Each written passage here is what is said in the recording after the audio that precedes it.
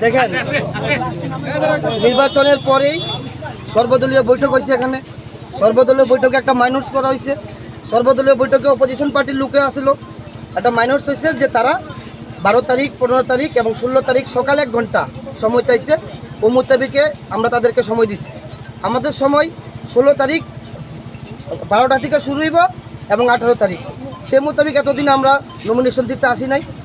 ওনাদের সময় ছিল, ওনারা ক্যান্ডিডেট পান নাই, হয়তো এখানে আসতে পারেন নাই।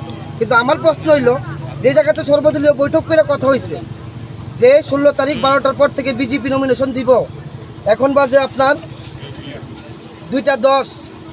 এখন কি লিগে আসছে একটা গাড়ি লিয়া নমিনেশন দিতাম কয়েছে আসছে। তো এটা একটা প্রি প্ল্যান, একটা মেসেজ করার লিগা যে বামুটিয়াতে এই অশান্ত পরিবেশ, তাহলে সর্বদলীয় বৈঠক মাইনস এগুলির কি মাইনে রইল? তারপরও আমি কইছি, আমি ভিতর থেকে খবর পাইছি, এখান থেকে ওসি সাহেব কইলেন এরকম দিতে আছে। আমি দেন আমি আইতাছি, আমি আইসি তাহলে ওনারা কইতাছি চলেন, আমি লাইভে উঠেছি অন ক্যামেরার সামনে, আপনারা নমিনেশন দিয়ে আইবেন। এখন কইতেছে না আমরা আরও কাছে আইসি, জানাইতাম যে আমরা দাঁড়াইতাম না। তাহলে আবার অর্থ কি? তাহলে অর্থ কি? এখন কইতেছে আমরা অসুস্থ দিতাম না।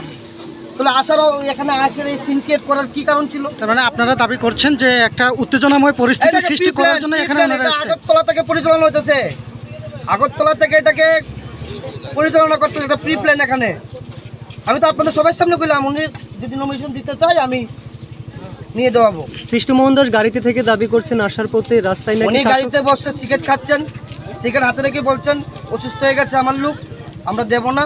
আমরা বলতে এসেছিলাম আরু সাহেবকে আমরা দেব না। তো এইটা বলার জন্য এই সিনক্রিয়েট কেন?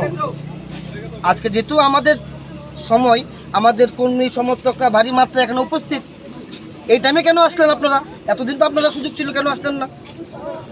আপনারা সহযোগিতা করতে চেয়েছিলেন? 100 বার এটা অন ক্যামেরায় দেখবেন, 100 বার করতে চেয়েছি। ঠিক আছে, ধন্যবাদ।